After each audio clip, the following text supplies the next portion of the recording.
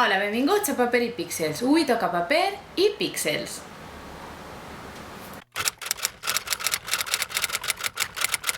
Avui toca paper i píxels perquè vaig analitzar en general el que són les coses que em fan ràbia en la literatura. Ja he analitzat en altres vídeos i ho faré en vídeos futurs també, les coses que a mi més m'agraden en els personatges, en les històries, en les novel·les que busque, però avui vull parlar-vos de les coses que em fan ràbia quan lliig.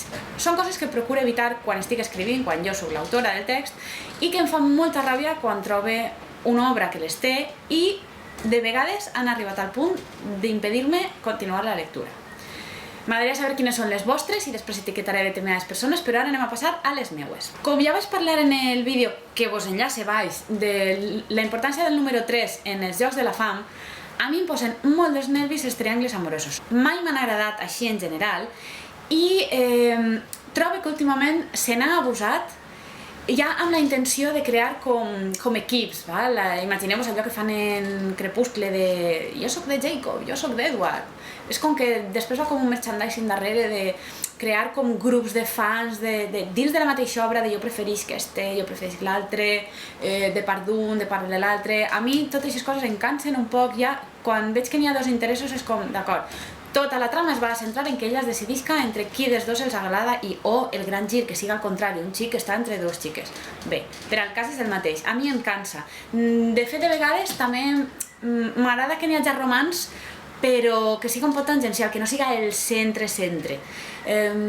I quan tot se centra únicament i exclusivament en això, la veritat és que em cansa un poc. En els Jocs de la Fam ja he dit que sí que em pareixia que tenia com a mínim un sentit, un simbolisme i que estava bé.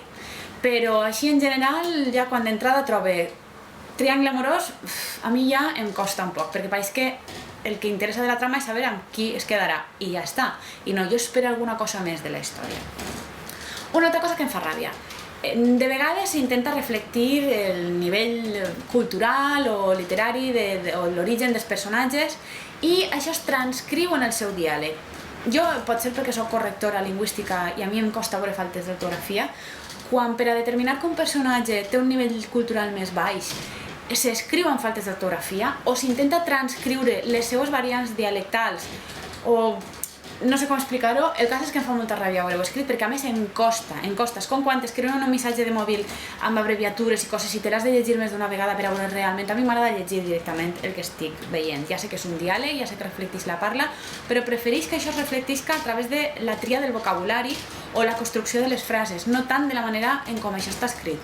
Un exemple és en Harry Potter, el personatge de Hagrid. El cas és que no té el nivell cultural dels altres professors o dels altres alumnes. Quan escriu Hagrid, els seus diàlegs està escrit amb faltes d'ortografia.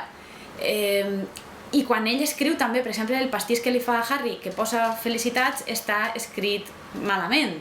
I això està transcrit. I a mi, ahir en el pastís ho puc tolerar perquè estan ensenyant el que ell ha escrit, però que totes les seves intervencions de diàleg estiguen escrites tal qual sonen, a mi em costa, a mi em cansa, sobretot si això al llarg de la història es veu moltíssim.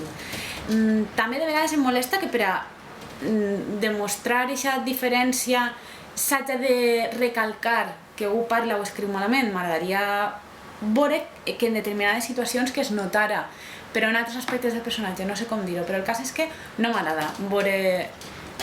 Quan està escrit, m'agrada veure-ho ben escrit. Això suposo que és de formació professional. I també em fa especial ràbia l'aparició de marques comercials. Per una banda és perquè en una pel·lícula també em passa, quan de sobte comencen a veure el que es diu en anglès product placement i de sobte subtilment apareix un pot de Coca-Cola que es veja claríssimament. A mi m'agrada que la cosa siga més subtil. Em molesta perquè és com que m'estan... no sé, m'estan decantant. És com si em descriuen massa el personatge i després jo no me'l puc imaginar de la meva manera. A mi m'agrada imaginar-me jo quin cotxe porten o imaginar-me jo quina beguda estan prenent, però, per exemple, i ho sé molt per tots els fans, perquè ara van a fer una pel·lícula i n'hi ha molta gent que està ara molt radical, però tots els llibres de Blue Jeans vaig intentar començar el primer i és que no vaig poder passar del primer capítol. Ja li donaré una altra oportunitat, perquè ara se'n farà pel·lícula i la gent en parlarà molt, però una escena on dos amigues estan provant-se roba i no paren d'aparèixer la talla i la marca, si és de Bershka o és de Zara o és de Mango o és una talla 36 o la colònia és de Naf Naf o del que siga. Quan comencen a aparèixer noms de colònies, de pantalons vaquers, de botigues, de coses.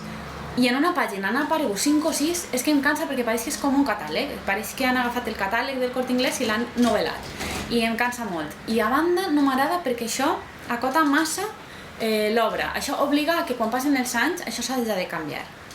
Jo recorde com a correctora em toca revisar, curiosament, un llibre que ja feia anys que s'havia publicat i que havia marcat també molt la meva adolescència, que era El diari d'un jove maniàtic. Passats els anys es reeditar i com que n'hi havia moltes referències televisives, de marques i de moltes altres coses similars, les hagueren d'actualitzar perquè parlava de sèries de televisió que ara ja no existien i s'hagueren de posar sèries de televisió noves, s'hagueren de posar marques noves i les referències es traslladaren a l'època actual. Clar, això dona treball de revisió i a més li resta també un poc a l'obra perquè pareix que està massa marcada en un context i si poses un model d'ordinador o de mòbil, no sé si és que en el fons esperen que em facin pel·lícula i que després aquesta marca patrocini o que... no ho sé, però el cas és que a mi tanta marca em distreu del que és la història i no m'agrada. Així en general, les faltes d'ortografia, les marques i els triangles amorosos. Això és el meu top 3. Són les 3 que més ràbia em fan. No és que hi hagi altres coses que no facin ràbia, però això són les 3 que més ràbia em fan. M'agradaria conèixer l'opinió, etiquetar d'alguna manera, m'agradaria també etiquetar d'alguna manera o conèixer l'opinió sobre aquest tema de Noelia i Àlex, de La tauleta de nit, de Cristina, del canal Ambari, i Alicia, de Alicia Ritz.